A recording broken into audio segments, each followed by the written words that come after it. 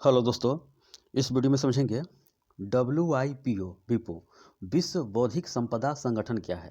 World intellectual property organisation. इसका स्थापना कब हुआ, इसका मुख्यालय कहाँ है, कॉपीराइट क्या होता है। जैसे में यूट्यूब का वीडियो होगा, चाहे पिक्चर्स होगा या कविता हो गया, उपन्यास, संगीत, चित्र, ये सब है तो ये सब कॉपीराइट लगता है, तो कॉपीराइट लेना पड़ता है। ये कॉपी लेफ्ट क्या होता है, कॉपीराइट को बेच देना कॉपीराइट कहलाता है। ठीक है, कॉपी लेफ्ट यानी कि चेतन जो भगत का जो किताब था, हाफ गर्लफ्रेंड, उसको बेच दिया तो कॉपी लेफ्ट कहलाया। फिल्म बन चुका है उस पर तो कॉपी लेफ्ट कहलाया, कुछ पैसा मुद्रा लेकर उसको बेच देना कॉपी लेफ्ट कहलाता है। ट्रेडमार्क क्या होता है, GI टैग क्या होता है, जो GI लिया जाता है। औद्योगिक डिजाइन क्या होता है, इसके बारे में आगे देखेंगे। ये समझाते हैं आपको, ये काफ़ी VVI टर्म सब है। WIPO world intellectual property organisation विश्व बौद्धिक संपदा संगठन क्या है। इसका स्थापना जो हुआ 1967 में हुआ।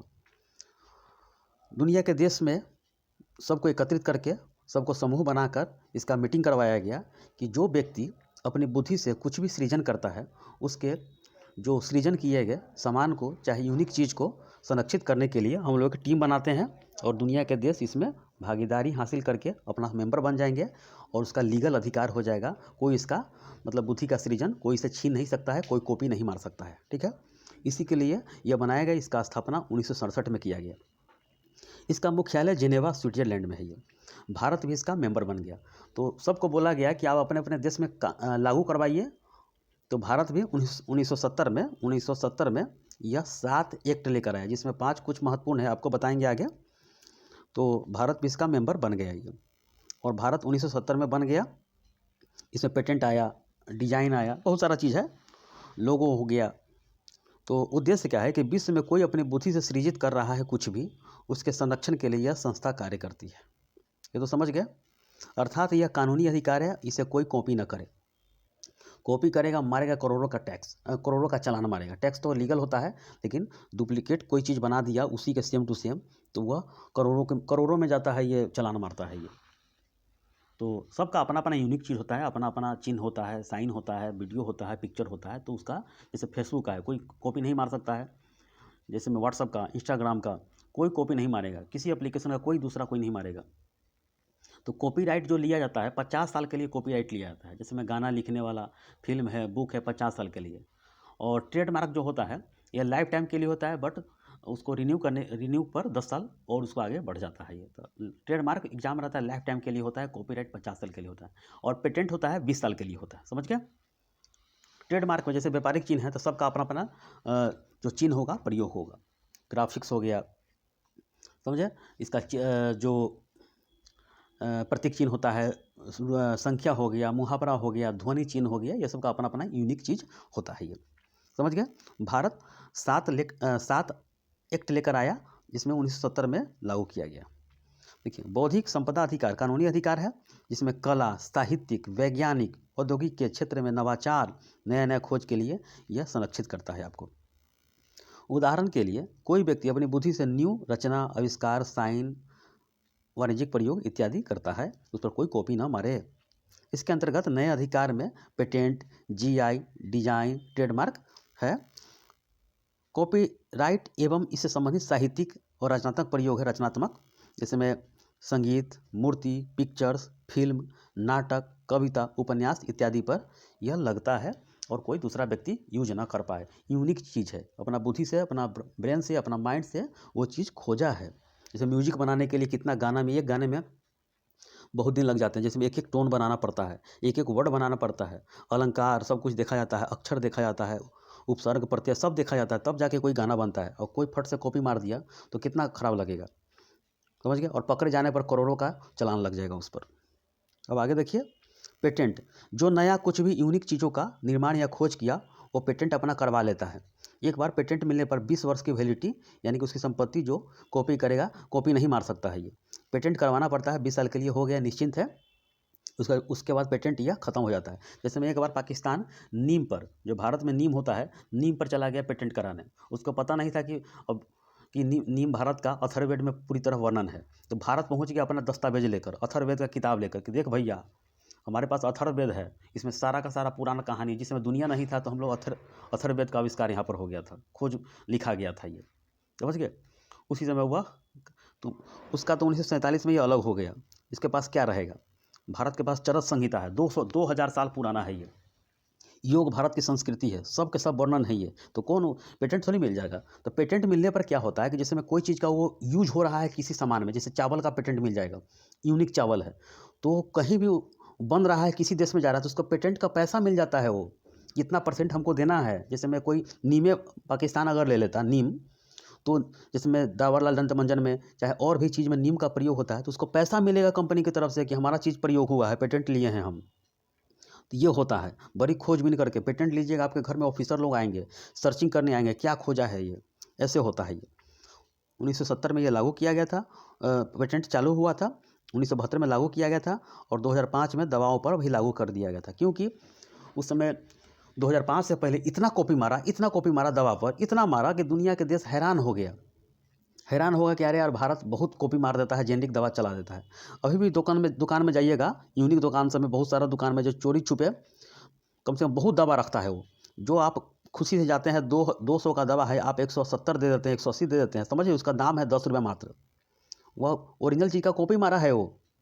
जो अमेरिका में मिलता था 10 लाख का दवा, वो भारत में 2000 में मिल जाएगा। ये समझ ले कितना कॉपी मारा भारत। ये तंग होकर भारत में या 2005 में कानून लागू किया गया, दुनिया के देश उस पर हावी हो गया कि भैया आप लगा लो, आप कानून बना लो, नहीं तो हम लोग बर्बाद हो जाएंगे। इतना मेहनत से खोजे हैं, भारत ही यूनिक देश है जो इसमें हर तरह के कॉपी मारा इसमें, समझ गए।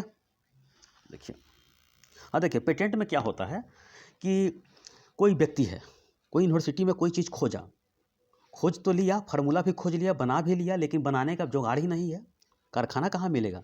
तो वो कारखाने वाले संपर्क करता है पेटेंट लेने के बाद, तो फार्मूला उसको दे देता है कि भैया आप 2 लाख बनाओगे, मुझे 2000 रुपया दो, 2000 कोई सामान बनाओगे, हमको 2000 रुपया उसमें से दे देना। तो अरबों सामान बनता है, तो उसको उसी हिसाब से रुपया मिल जाता है। फार्मूला उसी को बेचता क्या है, उसी को यूज हो जाता है। जो व्यक्ति कोई प्रोफेसर खोजा, तो कंपनी के कारखाने से यानी कि CEO से भेंट कर लिया, मालिक से भेंट कर लिया कि मुझे यह फार्मूला यूज करो और ये इतना दुनिया के देश में ये भेजो दवा सब, उसके बदले में कुछ रुपया मिल जाता है, ये यानी कि फार्मूला बेच देता है। देखिए, भारत में 2005 से पहले दुनिया की बड़ी बड़ी कंपनी का रिकॉर्ड, कंपनी यानी कॉपी खूब मारा, जेनेरिक दवा कहलाया वो। अब देखिए, कॉपीराइट क्या होता है। यह 2 प्रकार से होता है, आर्थिक और नैतिक होता है। जैसे वित्त परिपोषित करना, यानी कि कॉपीराइट, जैसे कोई किसी का कॉपी मार लिया, पता चल गया, तो कॉपीराइट कहलाया, यानी कि पैसा देना पड़ेगा आपको। मेरा जैसे मैं वीडियो बना रहा हूँ, मेरा कोई वीडियो डाउनलोड करके अपने चैनल पर डाल दिया, तो मुझे पता चल जाएगा, और पता चल जाएगा तो मुझसे होकर गुजरेगा वो वीडियो, और मुझे यूट्यूब से मैसेज आया कि आपका वीडियो अपलोड किया है, वो कॉपी मारा है, तो सारा का सारा हमको पैसा मिल जाएगा उसका, जो उसको कमाई होगा यूट्यूब की तरफ से, वो हमको पैसा मिल जाएगा। तो यही कॉपीराइट होता है। कॉपीराइट अधिकार लेना पड़ता है, यूनिक चीज़ है, ये आपका है, आपके दिमाग की उपज है। नैतिक हो गया, जैसे कोई व्यक्ति लेखक है, रचनाकार है, तो ये गैर आर्थिक हितों का संरक्षण करता है। यानी कि आपको कोई फिल्म बनाया, कोई पिक्चर बनाया, कोई रचना बनाया, कोई लेखक है, तो ये सब कोई कॉपी नहीं मार सकता है। आपके गैर हितों का, यानी कि गैर आर्थिक आपको मिलेगा, वो मुआवजा देगा वो। यह लीगल अधिकार होता है जो न्यू आविष्कार किया है। इसमें व्यक्ति को कॉपीराइट लेना पड़ता है और इसमें लीगल अधिकार हो जाता है। कॉपीराइट का अप्लाई करना पड़ता है, लीगल अधिकार लेना पड़ता है। बहुत सारा फ्री भी है, बहुत सारा कॉपीराइट है, समझ गया। एक कॉपी लेफ्ट होता है, नाम सुने होंगे, कॉपी लेफ्ट होता है। कॉपीराइट तो देख लिए, कॉपी लेफ्ट क्या होता है, जो रचना किया है वो किसी थर्ड आदमी को बेच देता है, समझ गया।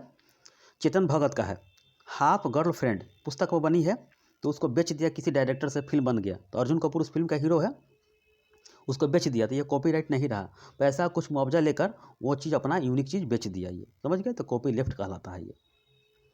अब आगे देखिए, ट्रेडमार्क क्या होता है। यह यूनिक चीज़ है, जो इसका एक्ट आया था 1999 में।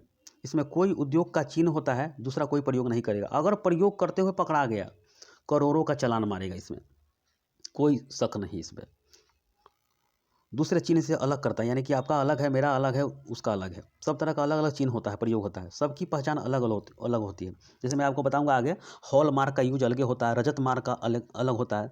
रजत मार्क का प्रयोग चांदी में किया जाता है, हॉल मार्क का प्रयोग सोना में किया जाता है। ई ऑफ मार्क का फल उत्पादन के लिए किया जाता है, सबका अपना अपना यूज है। जैसे कोई नाम हो गया, साइन हो गया, पिक्चर हो गया, व्हाट्सअप, फेसबुक, इंस्टाग्राम इत्यादि का लोगो आप एक दूसरे से अलग होता है, कोई इसका यूज नहीं कर सकता है। समझ गए? यही होता है ट्रेडमार्क होता है। जैसे चित्र, नाम, अक्षर, मुहर, ये सब होता है। एप्पल कंपनी का हो गया तो ये सब कोई कॉपी नहीं मार सकता है, ये दोनों अलग हो जाता है। अब देखिए आगे,